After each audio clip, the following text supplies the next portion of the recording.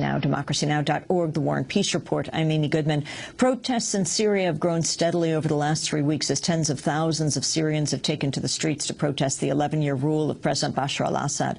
The Associated Press reports Syrian soldiers on army trucks and jeeps entered the key port city of Banias on Monday, a day after a shootout in which at least 4 anti-government protesters were killed and dozens of others were wounded. According to Syrian human rights groups, more than 150 people have been killed in the unrest, most shot by Syrian security forces. Many individuals and journalists have also been arrested and unlawfully detained since protests began. As we reported earlier, one of those detained was Egyptian-American engineer Mohammed Radwan. Radwan was arrested in Damascus, Syria, on March 25th while photographing anti-regime protests in the city. He was not charged with any crime. Radwan had previously taken part in the pro-democracy uprising in Egypt. He was released last week by Syrian authorities after his family lobbied hard on every front to get him out. We turn now to an exclusive interview with Mohammed Radwan. Democracy Now!'s Anjali Kamat interviewed him shortly after he was released at his family's home in Cairo on April 5th. She filed this report from Egypt. Mohammed Radwan spent 1 week inside Syria's notorious detention system, 4 days of which he was held in solitary confinement.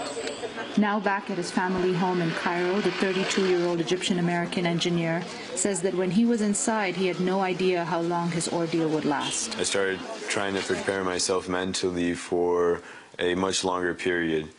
Because I was quite aware that of the infamous security forces in Syria. I mean, at this point, no one had told me either if I wasn't accused of anything, but they weren't giving me any news from the outside world. I was completely cut off. Mohammed was one among hundreds of Syrians and others arrested by the regime in recent weeks. So there was a lot of Arabs there, and they weren't all Syrian. I could tell either by their accents or by the guards asking to bring the Iraqi or whoever. Mohammed's friends and family members organized demonstrations outside Syrian embassies in Britain, Egypt, Lebanon, and the United States to secure his release. But inside his cell, Mohammed had no idea that anyone knew what was happening to him. I thought I was going to have to work out getting out on my own. I was still not aware that anyone in the world had any idea about my detention. He explained the series of events leading up to his arrest. On the day of my arrest or detention, I was at the Umayyad Mosque, and it was Friday prayer, and I was sitting within the mosque listening to the sermon, and at that point I heard a lot of commotion near the back entrance, and at one point everyone just got up, just stood up, and started heading towards back to the entrance. And automatically everyone just pulled out their phones and started filming. I looked around me and there was at least 30 different people just with their phones held up, directed towards the group at the back who had started to move out to the courtyard. At this point, Mohammed started filming and headed to the courtyard of the mosque. I took a side and I started tweeting. And I put that one jumbled tweet because obviously I was just, I knew it was probably better to get that done with really quick and to continue observing. And it was at that point that what seemed like an official walked up to me and asked what I was doing. He looked like an official because of his really bad suit, but also his attitude, and I answered him. I said, I'm sending out a message. And he asked me to excuse myself and to go with him. And so I ended up following him.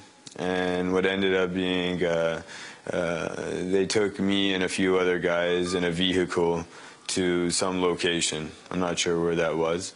And this is the location that I spent the following week. Later on that night, they asked me to sit in front of a video camera and discuss some things that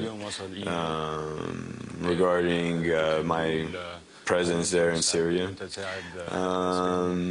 I mentioned going to Israel, however that never happened, and taking money for photos also did not happen. This was the so-called confession that was aired on Syrian television. Muhammad explained what he was made to say. Well, I mentioned that I was in contact with an individual from Colombia, and that eventually I went to Jerusalem, and that I took money for photos. Muhammad says he was not tortured into making the false confession, but adds that he didn't really have a choice. It was not an easy situation, and the uncertainty of it all did bring a certain factor of fear into play. These guys were forceful in their manner, but no torture, no abuse or anything like that. I think if you're in there, I mean, you have to do what they say because they have their methods. They're very persuasive people. Ultimately, Muhammad was not charged with any crime and released following sustained pressure from several fronts, including the Egyptian Foreign Ministry. This, he believes, is one of the tangible changes brought about by the Egyptian uprising. Some of the positive signs is and indications of moving in the right direction is the foreign ministry in Egypt actually going out of its way to help its citizens, just one citizen, to help him as much as they could possibly help him. This, we see this as a positive sign. It was not like this a few months ago before the revolution. Muhammad says he wasn't politically active in Syria and still isn't sure why he was targeted. He's worried about those who remain in detention inside Syria, but remains hopeful about what comes next for the Syrian people. I wish my Syrian brothers the best. I hope that in a democratic world, the majority gets what they want. They live in emergency laws, under emergency laws. I mean, emergency laws take away fundamental international human rights. And the current regime is discussing about taking that away. Let's hope they're serious about it. For Democracy Now!, I'm Anjali Kamat in Cairo, Egypt.